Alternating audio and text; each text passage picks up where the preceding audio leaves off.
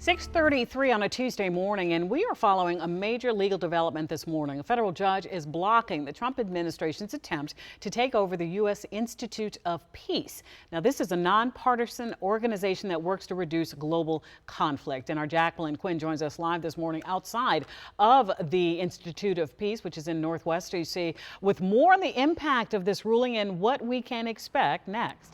Good morning. Good morning. So we're also watching this clash between the executive branch and the judicial branch. Of course, the judge in this case saying that the executive branch doesn't have the authority to actually dissolve the United States Institute of Peace. I want to go back to video we have back in March when we had federal officers and local officers actually physically enter the building under the direction from a now removed federal prosecutor. So let's break down what is happening, because we have George Foote here. He is co-counsel to fight for the United States Institute of Peace. You just won this case in federal court yesterday. Break down to us what happened.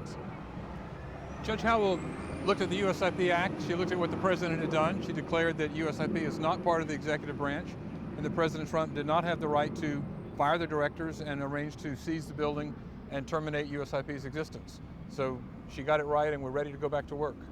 Now, you said that you're ready to go back to work. The workers are. How soon can that happen?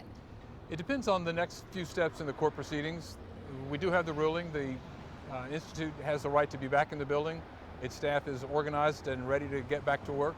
But there are more court proceedings to come, and we'll have to see how that plays out in the next few days. And you were talking, as we were talking, that you said the judge ruled that the Doge workers, they were trespassing. So, what are you going to do next to potentially maybe move this along so that the workers can get back to peace building? We're going to try to work with the government lawyers to assure an orderly turnover of the building to USIP. We'll do it a little bit different than Doge did it back on March 17th when they stormed the building and took it over by force. So we're in conversation with the government lawyers, and we hope that we can arrange to have an orderly transfer of the building back to USIP possession.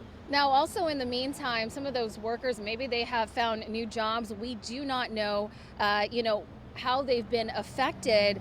What about the peace building process and how that has been halted? How will those things move forward? It's going to be hard. When Doge took over the building, the staffers were thrown out of the building. Our foreign programs were shut down. Our foreign contractors have dispersed. Some employees have taken other jobs. So there's a reconstruction job underway right now, but the staff is coming back together. The leadership is all aboard. The board of directors is behind them. So they'll get back to work.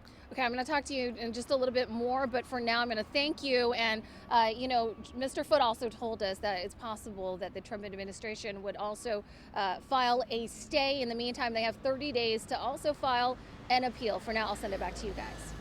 Jackie, thank you. And WUSA 9 is staying on top of the Trump administration's changes to the federal government and the impact on the workers. You can scan this QR code for all the latest updates and stream federal workforce fallout on WUSA 9 Plus.